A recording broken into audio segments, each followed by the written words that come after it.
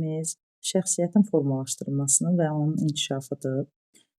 Bəzi alimlər, yəni müxtəlif alimlər, Freud, Carl Jung, sonra Erikson, Norris Kolding, Eysenck və bəzi tədqiqatçılar belə bir fikir formalaşdırmışlar ki, şəxsiyyət bir çox amillərlə formalaşır. Yəni insanın şəxsiyyəti bir çox amillər əsasında formalaşır və bunlar müxtəlif konsepsiyalar irəli sürmüşdülər.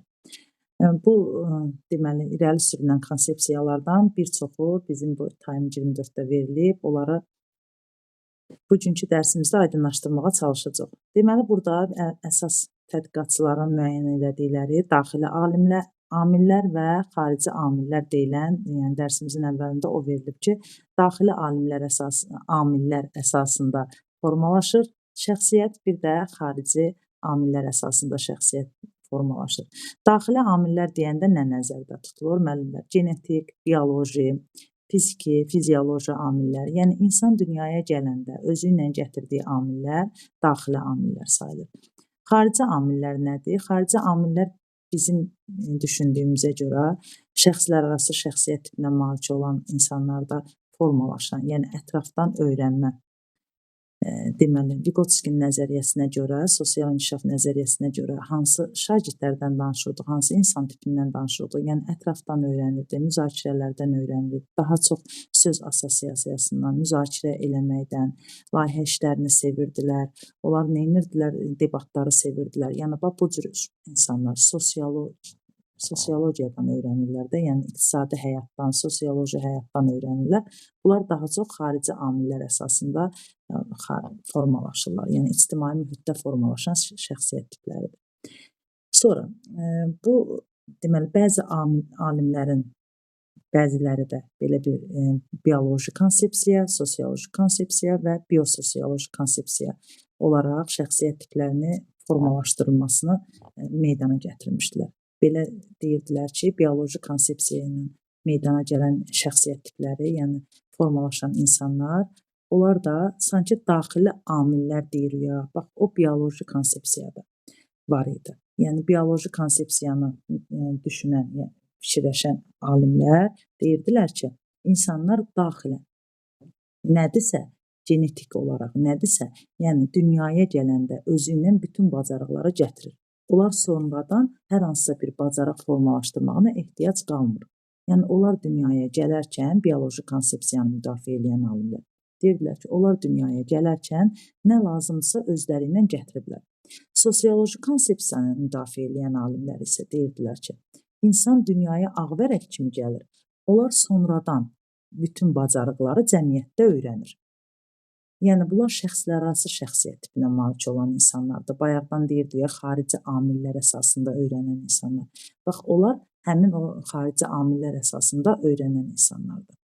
Sonra, biososioloji konsepsiyanı müdafiə edən alim Carl Jung idi. Həmin Carl Jungun dediyinə görə, biososioloji konsepsiyaya görə insanlar ekstravert və introvert olaraq iki qrupa ayırırdı. Ekstravert şəxsiyyət tipinə malik olan insanlar xarici amillərə əsasən öyrənirdi, yəni ətrafdan öyrənirdi, şəxslərarası şəxsiyyət tipinə malik idi. Biososioloji, deməli, introvert şəxsiyyət tipinə malik olan insanlar isə nə idi? Daxili amillərə əsasən öyrənən insanlar idi. Bunlar ilə daxildən, genetik olaraq onların daxilindən nə gəlirdisə, yəni dünyaya gələndə özləri ilə bütün bacarıqları gətirən insan tiplərinə aiddir. Yəni introvertlər biraz özlərinə qapanan olurlar, amma çox ağıllı tip insanlar olurlar. Onlar öz dediklərinə qulaq asırlar, öz daxili aləmlərinə qulaq asırlar. Norris Koldingin mənəvi inkişaf nəzəriyyəsinə baxsaq, yəni Norris Koldingə görə introvertlər daha çox kamil insanlar olurlar. Elə onların formalaşmağında, cəmiyyətdə özlərini göstərməyində də mənəvi keyfiyyətləri daha üstün olur. Çünki deməli, ekstravertlər ətrafdan motivasiya alır deyə, onların mənəvi keyfiyyətləri o qədər də möhkəm olmur, yəni ətrafla ayaqlaşırlar, ətrafa sanki məntiq xətası var da onların xarakterində. Ətrafdakı insanlar yaxşı desə, nəyəsə yaxşı desə, bunlar onu yaxşı kimi qəbul edirlər. Ətrafdakı insanlar nəyisə bəyənməsə onların xarakterində, bəlkə də yaxşı bir şeydir. Amma ətraf bəyənmir deyə onlar onu istifadə eləməkdə çəkinirlər. Introvertlər isə ağıllı tip insanlar olur. Daha da baxmayaraq ki, müzakirələrdən, yorucu, uzun müzakirələrə qoşulmaq istəmirlər. Öz daxili aləmlərinə qulaq asırlar, amma yenə də onlar da çox ağıllı tip insanlar olurlar. Bunlar daha çox bunların içərisində alim olur, sonra elmi müdafiə eləyənlər olurlar. Çünki öz daxili aləmlərinə qulaq asırlar. Xarici amillər əsasında deməli belə bir fikrə gəlirik ki, burada xarici amillər əsasında formalaşan şəxsiyyət tipləri ekstravertlər, daxili amillər əsasında formalaşan şəxsiyyət tipləri isə introvertlər olur. Bir də Bəs ki, ambivert kimidir? Buyur. Şahin. introvertlər uzun müddətli yaddaşa malik olur. Ekstravertlər Ekstravertlər qısa müddətli müddət. yaddaş. Hə. Tez fikirlərini dəyişə bilirlər, əhatəyə düşürlər. Bəli, Tez fikir tez-tez dəyişə bilirlər. Deməli, xarici amillərə əsasən deyəndə biz ailəni, cəmiyyəti, mühiti, məktəbi, yəni cəmiyyətdə formalaşan insanları nəzərdə tuturuq. Daxili amillər deyəndə isə sırf genetik faktorları, daxili xüsusiyyətləri nəzərdə tuturuq. Ambiventlər də var, müəllimlər. Bunların ikisinin qarışığı, yəni belə bir tədqiqat aparıblar ki, Amerikalı alimlər dünyada 40% ekstravertlər, 20% introvertlər və 40% də bunların hər ikisinin qarşılığı olan ambiventlər var. Bunu da Eysenck Amerikalı alim Eysenck deyirdi ki, insanların 40%-i deməli ambivent şəxsiyyət tipinə malikdir. Ambivent şəxsiyyət tipinə malik olan insanlar isə hər iki xüsusiyyətə malikdir. Bunlarda həm ekstravertə aid olan xüsusiyyətlər var, həm introventə aid olan xüsusiyyətlər var. Bu şəxsiyyət tipləri müəllimlər daha çox, yəni mənə elə gəlir və yəqin ki, oxuduqca hamımız görürük ki, hər bir insanda az da olsa bu xüsusiyyətlərdən var. Hər bir insan ətrafın da dediyinə qulaq asır, hardasa ətrafla da ayaqlaşmağa çalışır, həm də bura Azərbaycandır. Biz ətrafın da dediklərini ünsiyyət qururuq, ətrafdakı insanlarla da deməli sosiallaşırıq. Yəni sosiallaşmamaq əslində yaxşı bir şey deyil, amma daxili aləmi də dinləmək, daxili səsimizə qulaq asmaq, özümüzün qabiliyyətimizi dinləmək, özümüzün daxili potensialımızı da ortalığa qoymaq, bu da çox gözəl bir şeydir. Mənə görə ambivert şəxsiyyət tipi daha da mükəmməl formalaşan şəxsiyyət olur. Sonra müəllimlər, bu dərsin gedişatında deməli, burada bir çox xoşum gələn bir söz var. Platon deyirdi ki, ümumiyyətlə tərbiyə nədir? Müəllimlər, bu şəxsiyyəti formalaşdırarkən təhsillə bərabər, təhsildən əvvəl əsasən mənim öz fikrimdir, kitabda elə bir fikrə rast gəlməmişəm, amma tərbiyə daha önəmlidir.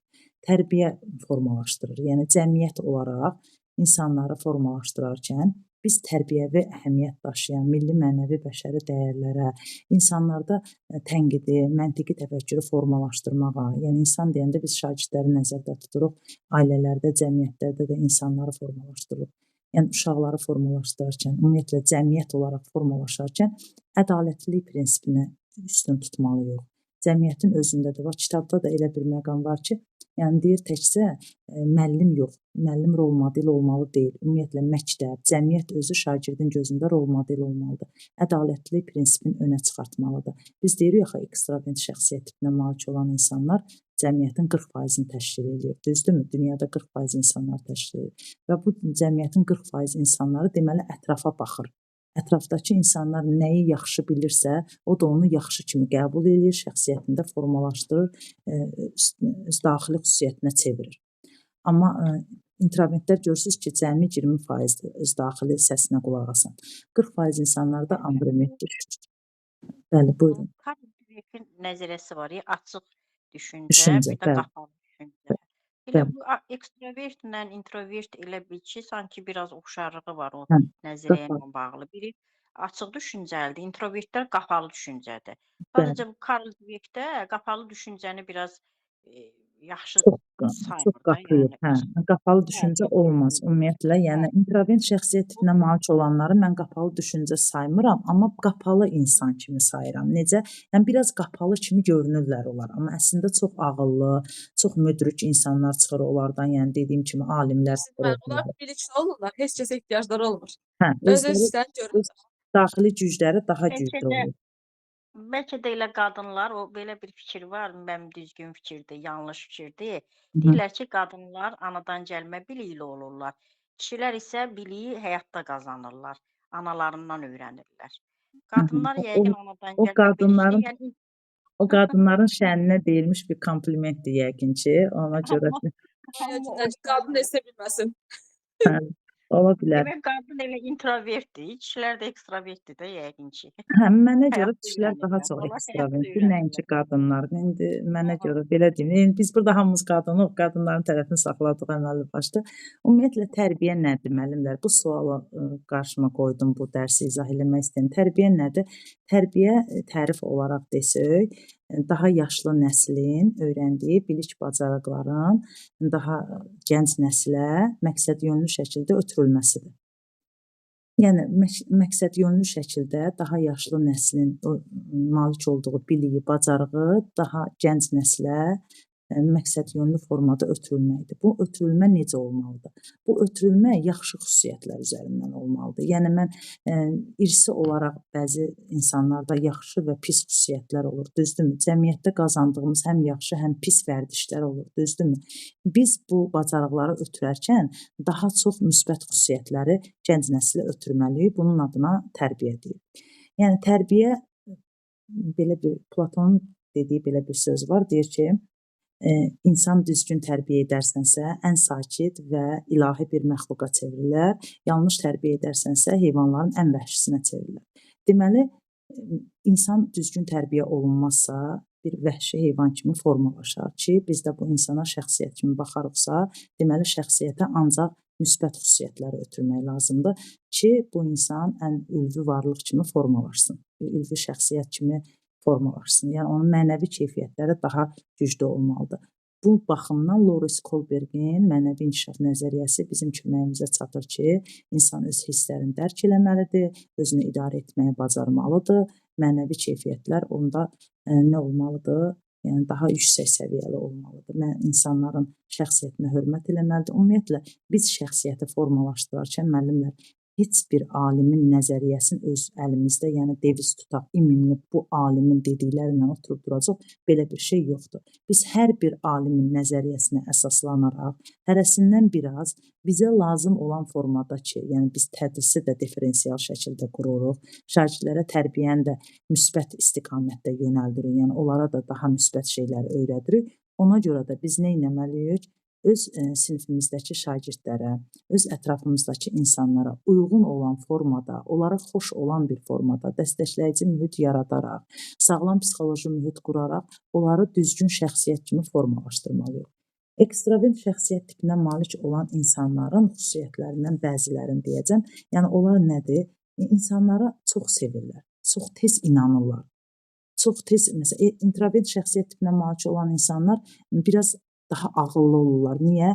Qarşılarındakı hər deyilən sözə inanmaq istəmirlər. Çünki daxili səsləri onlara deyir ki, insanları biraz çək-sevir eləmək lazımdır. Amma ekstravert şəxsiyyət tipinə malik olan insanlar tez təsir altına ona görə düşür ki, ətrafdakı insanlara tez inanırlar. Biz nə etməliyik? Yəni, bax, burada bizim işimiz, rolumuz nədən ibarətdir? Biz insanlarda tənqidi təfəkkür formalaşdırmalıyıq. Şagirdin nə qədər tənqidi təfəkkürü formalaşdıra bilsə, o qarşısındakı insana düzgün qiymət verməyə bacaracaq. Məntiqi təfəkkürün formalaşdırmalıyıq. Şagird məntiqi ilə düşünməlidir ki, mən bu addımı atarkən doğru edirəm, yoxsa pis edirəm. Mən irəli gedərəm, yoxsa geri gedərəm bu addımı atmaqla. İnsanlarla ünsiyyət quran zaman etiket qaydalarından istifadə etmək, şagirdləri həqiqi mənəvi keyfiyyət formalaşdırmaqda, onlarda mənəvi dəyərlər formalaşdırmaq. Yəni bir insanın əgər danışığı, nitqi yerində deyilsə, bir insanda formalaşan mənəvi xüsusiyyətlər yerində deyilsə, əlbəttə ki, o insanı şəxsiyyət kimi cəmiyyətdə qəbul eləməyəcək. Deməli, bundan sonra bir dənə bir məqam var. Ekstravert, introvert şəxsiyyət tipindən danışdıq, bioloji faktordan danışdıq, sosioloji faktordan danışdıq. Burada qaldı şəxsiyyətin formalaşdırılmasında Piaget'in nəzəriyyəsinə əsasən 0-2 yaş dövrünü əhatə eləyən o əxlaqi dəyərlərin olmadığı dövr ki var, həmin o dövr sanki 0-2 yaşı hissi hərəki dövrü əhatə eləyən dövrdür. Həmin dövrdə şagirdə əxlaqi dəyər olmur, yəni şagird nə istədiyin, şagird deyəndə yəni insanlarda uşaqlar nə istədiyini bilmir, 0-2 yaşda olan uşaqlar, sanki onlarda əşya asılılığı olur, ayrılıq qorxusu olur, Piaget'in yəni hissi hələ ki dövrə aid olan xüsusiyyətləri həmin o əxlaqi dəyərlərin olmadığı dövrdə olan uşaqlarda formalaşmış olur. Uşaqlar doğrunu, yanlışı dərk eləyə bilmirlər, çünki hələ körpədirlər, onlarda formalaşmayıb bu xüsusiyyətlər. Sonra öyrənmə, özünə yönəlmə mərhələsi var. Özünə yönəlmə mərhələsi ilkin əməli 0-2 yaşdan, deməli 2 yaşdan 6-7 yaşa əhatə eləyir. Bu dövrdə də insanlar deyirlər, nədir? Uşaqlar nə deyir? Deyir, dünyanın mərkəzində mənəm. Məndən başqa heç kim yoxdur. Yəni bu dövrdə uşaqlar özlərinə aid olan nə varsa, deməli, ətrafda nə varsa, yaxşı və yaxud da pis, nə varsa tez təsir altına düşürlər. Onlar elə bilirlər ki, məndən başqa cəmiyyətin dərdi, problemi yoxdur. Mənəm özünə yönəlmədir, adı üstündə özünə yönəlmədir. Uşaqlıq illəri əhatə eləyir bu dövr. Sonra ənənələrlə ayaqlaşma dövrü, bu dövrdə ancaq itaət və cəza var. Bu dövrdə nə var? Uşaqlar deyirlər ki, mən nə iş görürəmsə mənə mükafat versinlər, yaxşıdırsa mükafatlandırın, pis olan bir şeydən də cəzadan qorxurlar, çəkinirlər. Qısa olaraq deyirəm, burada deməli, ənənələrlə ayaqlaşma dövründən sonra gəlir qeyri-rasional şuur dövrü. Qeyri-rasional şuur dövrü mənə görə ən təhlükəli dövrdür. İnsanların şəxsiyyətin formalaşdığı dövrdə, yəni insanda şəxsiyyətin formalaşdıracağı dövrdə ən təhlükəli dövr qeyri-rasional dövrdür. Çünki şagirdlər məntiqlə düşünə bilmir, amma özün əsl formalaşmış şəxsiyyət kimi aparır.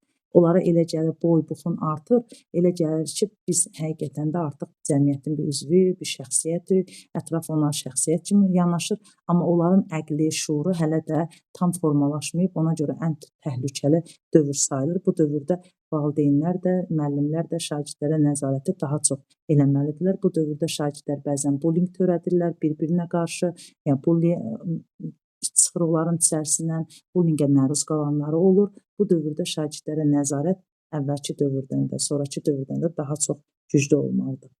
Sonra rasional şuur dövrü artıq gəlir formal əməli dövrünə. Bu dövrdə şagirdlər demək olar ki, əməli başlı məntiqi təfəkkürü formalaşır, uşaqlar nə istəyir? Yəni bu dövr qorxulu devir deyil. Qorxulu devir qeyri-rasional dövrdür.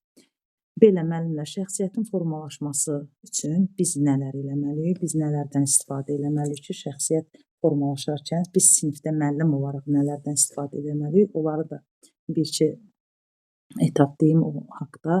Deməli, qruplarla işdən istifadə eləmək şagirddə şəxsiyyəti formalaşdırır. Şagird birinci olaraq qruplarla işdən istifadə eləyərkən bir-birinin dediyini dinləyirlər, bir-birinə hörmətlə yanaşırlar. Deməli, burada nə olur? Şəxsiyyət formalaşır. Sonra düşünmə vaxtı verməlidir müəllim şagirdlərə. Bu zaman introvert şəxsiyyət tipinə malik olan insanlar əgər düşünmə vaxtı verməsə müəllim, qapalı düşüncəyə keçə bilər. Yəni müəllim introvert şəxsiyyət tipindədir, ekstrovert şəxsiyyət tipində, yəni qarşısında oturan uşağı təsbit etmədən də bu ekstrovert şəxsiyyət tipinə malik olan insan daha yaxşı danışa bilir deyə, daha yaxşı danışmaq qabiliyyəti olur, daha yaxşı ünsiyyət qurmaq qabiliyyəti olur deyə onların sosiallaşmaq kimi bir problemi yoxdur. Müəllim sualı verdiyi anda şagird cavab verə bilər. Amma introvert şəxsiyyət tipinə malik olan insanlar daha çox düşünürlər, daha ağıllı cavab vermək istəyirlər deyə onlara zaman vermək lazımdır. Ona görə müəllim nə etməlidir? Dərs prosesində qapalı düşüncəyə keçirtməsin deyə, introvert şəxsiyyət tipinə malik olan insanları da, uşaqları da nəzərə alsın deyə düşünmə vaxtı verilməlidir. Howard Gardnerin çoxnövlü zəka nəzəriyyəsinə əsasən bax bu dediklərim şəxslər arası şəxsiyyət tipinə malik olan deməli insanlarda, həm uşaqlarda heç bir problem yaratmır, amma introvert şəxsiyyət tipinə malik olan, fərd daxili şəxsiyyət tipinə malik olan uşaqlarda böyük bir problem səbəb ola bilər. Ona görə də nə etməlidir? Müəllim mütləq gözləmə vaxtı verməlidir. Müəllim şagirdlərin şəxsiyyətini formalaşdırarkən onları daha çox müzakirələrə cəlb etməlidir ki, müzakirə zamanı şagirdlər bir-birinin fikrinə hörmətlə yanaşırlar və bu zamanda onlarda tənqidi təfəkkür formalaşır.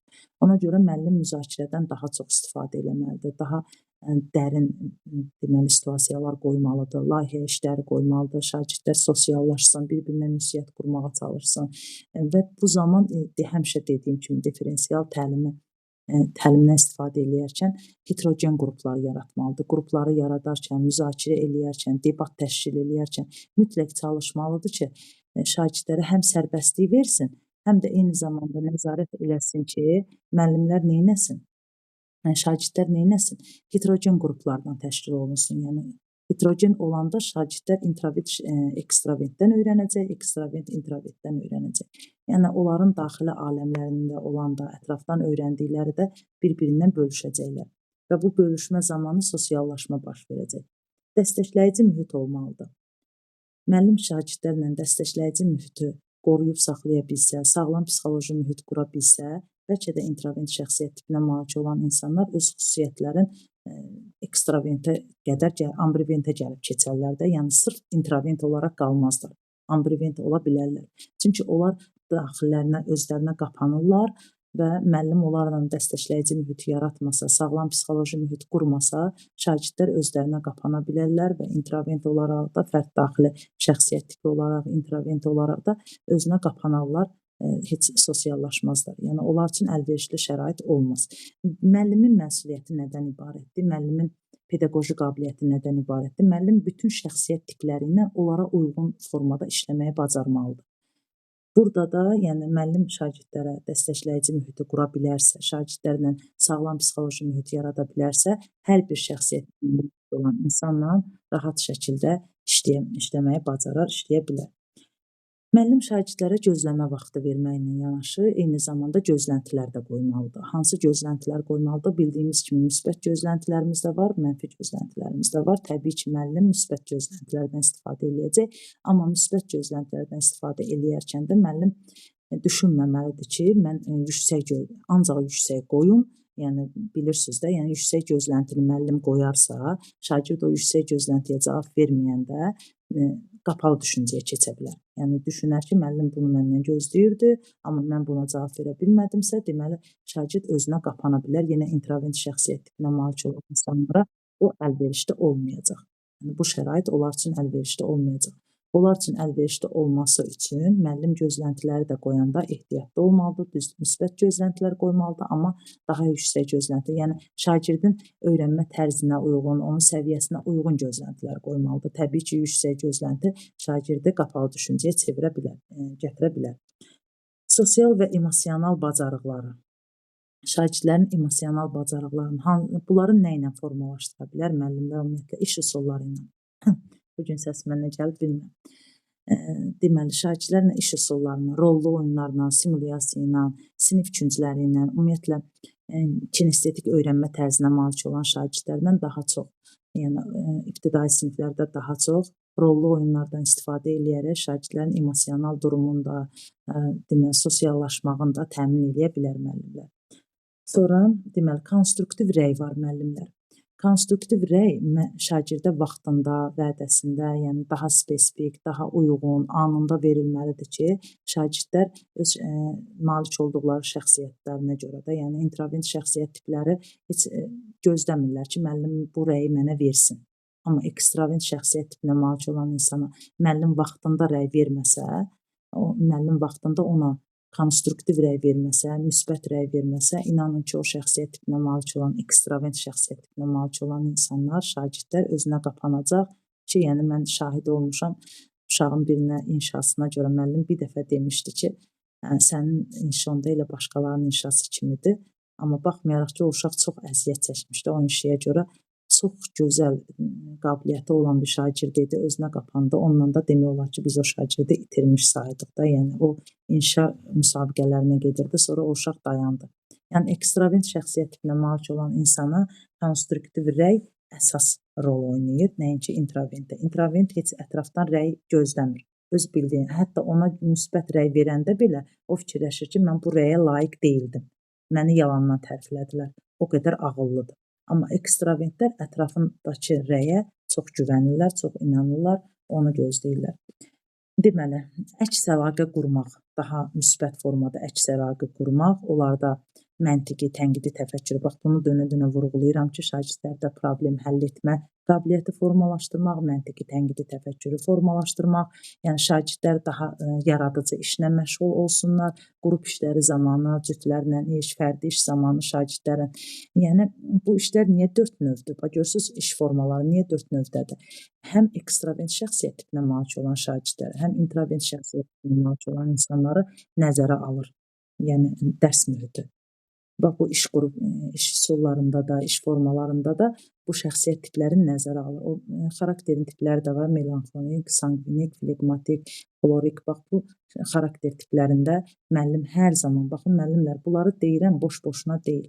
Siz o differensial təlim zamanı, diaqnostik qiymətləndirmə zamanı müəllimin pedaqoji qabiliyyəti ondan ölçülür ki, müəllim bunların hamısını nəzərə alıb şagirdlərlə differensial təlimi qura bilsin. İnklüziv təlim şəraiti qura bilsin. Şagirdlərin öyrənmə tərzinə. Buyurun. Temperamentlər deyəsən heç kurikulumda adı çəkilmir. Əslində 4 temperament tipi var. O həyat bilgisindən də biz uşaqlara keçirik onu. Melanxolik, sanqvinik, xolerik, flegmatik. Onun haqqında heç kurikulumda heç nə yoxdur. Mənə elə gəlir ki, oxumamışam. İnşallah müəllimə müsahibə mərhələsində mütləq və mütləq adını eşidəcəksiniz. Müsahibə mərhələsində adı çəkilir. Çünki differensial yanaşmada bunların hamısının adı çəkilir. Differensial yanaşma odur ki, buyurun. Mən elə həyat bilgisi dərsində o dərsi o qədər gözəl keçmişdim uşaqlara. Uşaqlar öz temperamentlərini asanlıqla tapırdılar. Hətta sinif yoldaşlarını da temperamentlərini tapırdılar.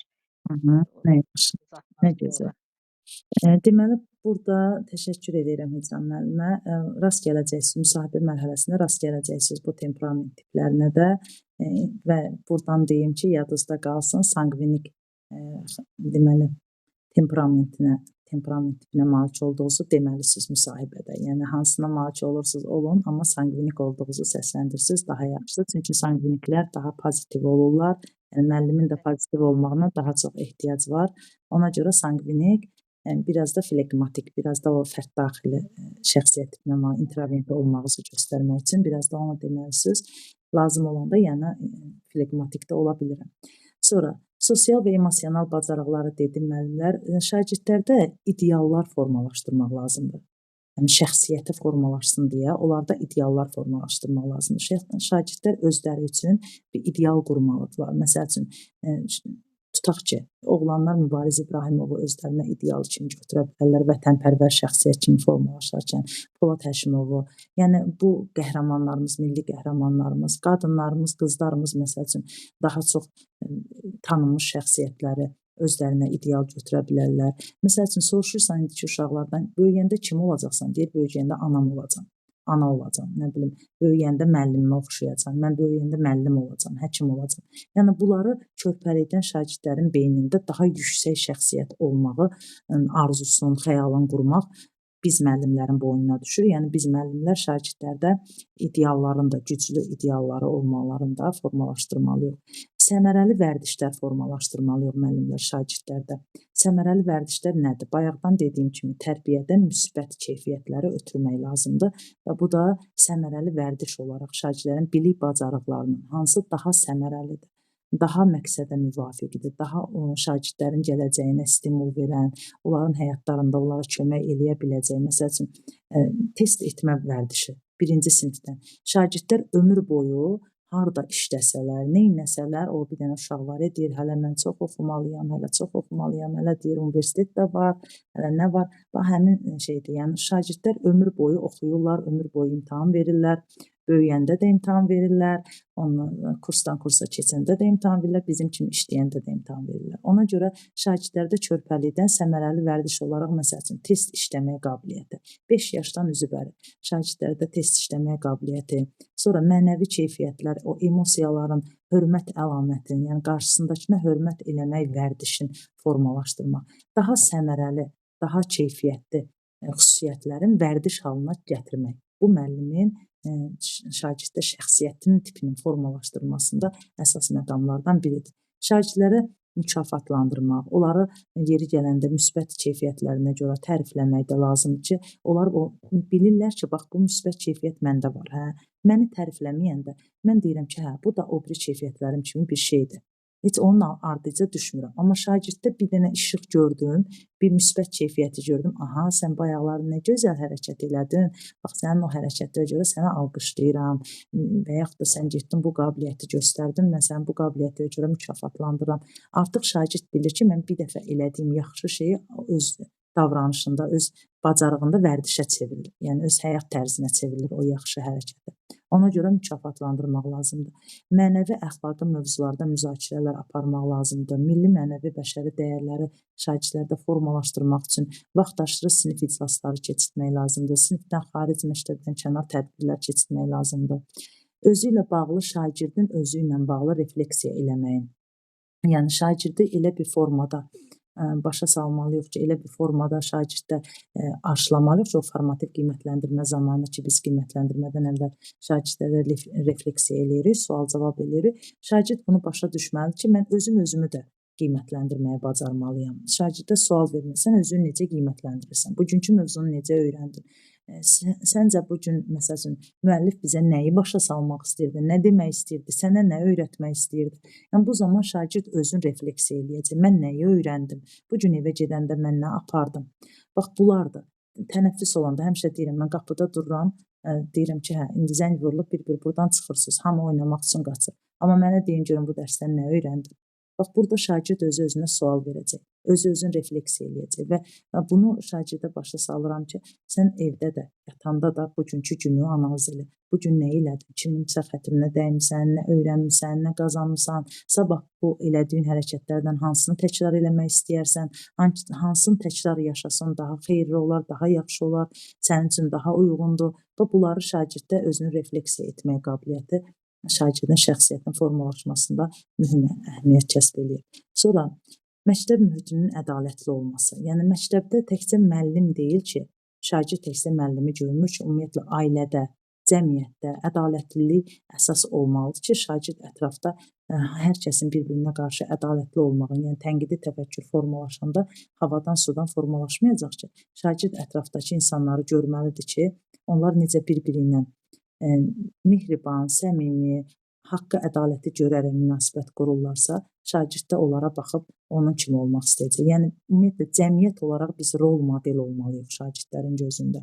Müəllim olaraq rol model olmalıyıq şagirdlərin gözündə və bu zaman şagirdin şəxsiyyətinin formalaşdırması haqqında nəsə etmiş olarıq, formalaşmasında nəsə etmiş olarıq. Müəllimlər bura qədər yəqin ki, yorucu olmadı, amma şagirdlərin şəxsiyyətinin formalaşmasında bir çox alimlərin, Freydin, Carl Jung'un, Eriksonun, Lawrence Kohlberg'in, Eyseng'in və bir çox alimlərin özlərinin konsepsiyaları, özlərinin nəzəriyyələri var.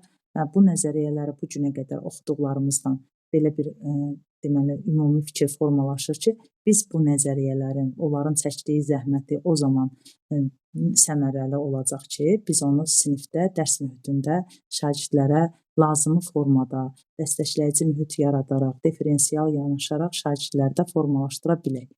Və hər birimizə arzu edirəm ki, bu alimlərin zəhmətləri hədəfə getməsin, biz o şəxsiyyət tipləri ilə inşallah çox gözəl formada işləməyi bacaraq. Hər birimizə də uğur arzulayıram.